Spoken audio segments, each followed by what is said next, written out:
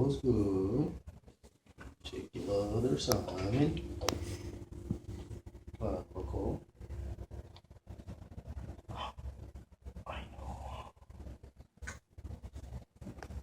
Good. Check your hip.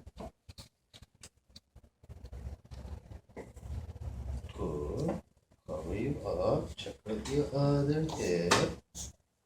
I know. Oh, just not my hair. Check your other hip. Hips good. Good. Check your ribs.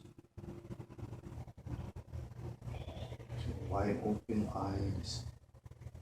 Stomach.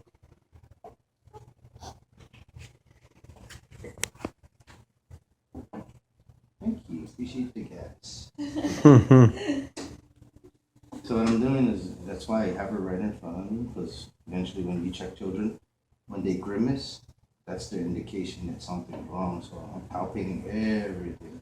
Start with the shoulders, elbows, hands, and legs, and ribs. Now going to her spine. Perfect. Cover you back. So then you'll feel secure.